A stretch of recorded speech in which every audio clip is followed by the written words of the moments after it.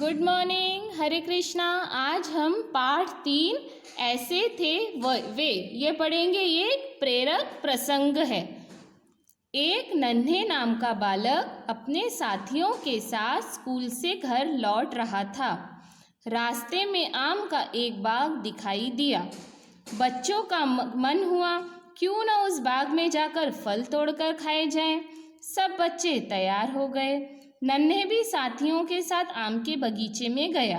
सभी बच्चे माली से नज़र बचाकर आम तोड़ने लगे, लेकिन नन्हे चुपचाप एक कोने में खड़ा रहा।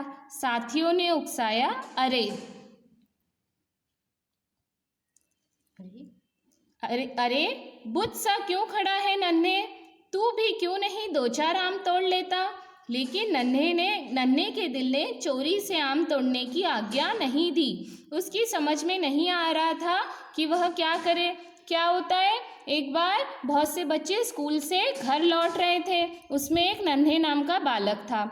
अब रास्ते में बच्चों को क्या होता है, आम का बाग दिखाई देता है तो बच्चों का मन ललचा जाता है और वह सब आम तोड़कर खाने लगते हैं। लेकिन वो जो नन्हे नाम का बच्चा रहता है वो नहीं तोड़ता। अब सभी बच्चे उससे बोलते हैं, तू क्यों ऐसे ही खड़ा है मूर्ति बनकर बुद्ध सा, तू भी 2-4 आम तोड़ ले। लेकिन नन्हे एक अच्छा बच्चा था और वह चोरी करके आम तोड़ना नहीं चाहता था और उसको समझ में नहीं आ रहा था वह क्या करे। इसी बीच एक खिले हुए गुलाब के फूल पर नन्हे की नज़र पड़ी। सुंदर फूल को देखकर नन्हे का जी ललचा गया। उसने गुलाब का फूल तोड़ लिया। तभी बाग का माली डंडा बजाते हुए आ धमका। उसे देखते ही सारे लड़के तो भाग खड़े हुए, लेकिन नन्हे जहाँ का तहाँ खड़ा रहा। क्या होता है, वह आम तो नहीं तोड़ता, लेकिन उस बगीचे में गुलाब के फूल पे उसकी नज़र पड़ती है और वो उसके सुंदर गुलाब को देखकर उसका मन ललचाता है। मन ललचाना यानी मन बहुत मोहित हो जाता है और वह अपने आप को रोक नहीं सका और वो गुलाब का फूल तोड़ लेता है। तभी वहाँ पे माली आ जाता है और माली को देख के क्या होता है, सब बच्चे भाग जाते हैं, लेकिन नन्हे वहीं खड़ा रहता है और तब तो माली उसे पकड़ लेता है। माली ने उसे पकड़ लिया और कहा, कहाँ है तेरा घर? चल मैं तुझे तेरे पिताजी के पास ले चलता हूँ। नन्हे सहमते हुए बोला, मेरे पिताजी अब इस दुनिया में नहीं हैं। बालक की यह बात सुनकर माली का गुस्सा पहले से कुछ कम हुआ और वह बोला, तुम्हें ऐसे गलत काम नहीं करने चाहिए। अच्छे बच्चों को साथी बनाओ बेटा, अच्छे बच्चे बनो।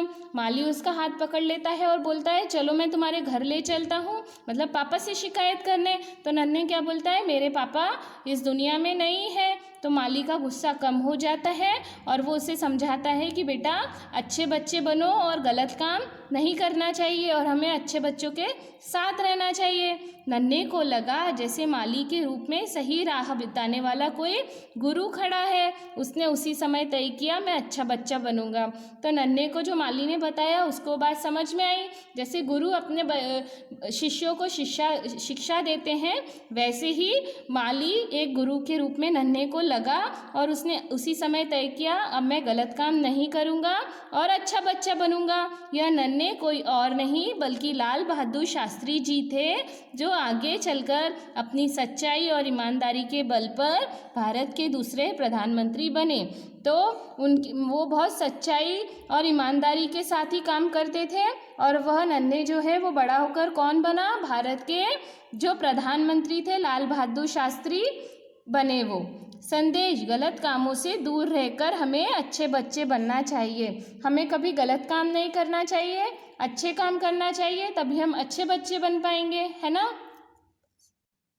अब हम इसके शब्दार्थ पढ़ेंगे। इन शब्दार्थों को आप सब अपनी हिंदी की कॉपी में लिखेंगे। स्कूल मतलब पाठशाला, विद्यालय, सहमना, घबराना, डरना, गुरु, शिक्षक, अध्यापक, बुत्सा मतलब मूर्ति के समान बिना हिले डुले, जी ललचाना मन का मोहित होना, उकसाना किसी काम को करने के लिए जोर देना, राह रास्ता, आज्ञा आदेश हुक्म, बल का मतलब शक्ति। Have a nice day.